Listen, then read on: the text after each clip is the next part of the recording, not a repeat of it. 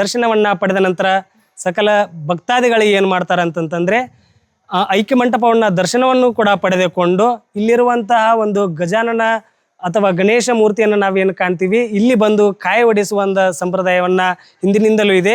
ಇದು ಮುಂಚೆ ಏನಾಗಿತ್ತು ಅಂತಂದ್ರೆ ದೇವಸ್ಥಾನದ ಒಂದು ಅಪೋಸಿಟ್ ಭಾಗದಲ್ಲೇ ಈ ದೇವಸ್ಥಾನ ಇತ್ತು.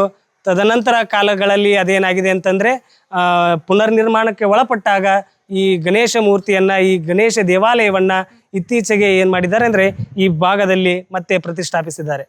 ಬಾಲ್ಯದಲ್ಲಿ ಬಸವಣ್ಣನವರಿಗೆ ವಿದ್ಯೆಯನ್ನ ನೀಡಿದಂತಹ ಈಶಾನ್ಯ ಗುರುಗಳು ಅಂತಂದ ಕರೆಯಲ್ಪಟ್ಟು ಏನು ಜಾತವೇದ ಮುನಿ ಶಿವಾಚಾರ್ಯರು ಬಸವಣ್ಣನವರಿಗೆ ಸಕಲ ವಿದ್ಯೆಗಳನ್ನ ಕಲಿಸಿ ಅವರನ್ನ ಸುಸಂಸ್ಕೃತನನ್ನಾಗಿ ಮಾಡಿ ಮುಂದೆ ಈ ನಾಡಿಗೆ ವಚನ ಸಾಹಿತ್ಯಕ್ಕೆ ಪ್ರಮುಖ ಕೊಡುಗೆಯನ್ನ ಕೊಡುವಲ್ಲಿ ಈ ಭಾಗದ ನಮ್ಮ ಜಾತವೇದ ಮುನಿ ಶಿವಾಚಾರ್ಯರ ಕೊಡುಗೆಯೂ ಕೂಡ ಮಹತ್ವವಾಗಿದ್ದು ಇದನ್ನ ಸಾರಂಗ ಮಠದ ಒಂದು ಏನು ಈಗ ಪರಂಪರೆ ಇದೆ, ನಮ್ಮ ಊರಿನ ಸಾರಂಗ ಮಠದವರು ಈ ದೇವಸ್ಥಾನವನ್ನ ಏನು ಪೂಜೆ ಸಲ್ಲಿಸುತ್ತಾ ಬಂದಿರುವುದು.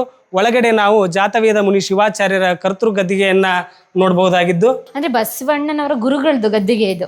ಹೌದು, ಬಸವೇಶ್ವರರ ಏನು ವಿದ್ಯಾ ಗುರುಗಳಾದಂತಹ ಜಾತವೇದ ಮುನಿ ಶಿವಾಚಾರ್ಯರ ಗದ್ದುಗೆ ಕರ್ತೃ ಗದ್ದಿಗೆ ಇದಾಗಿದೆ.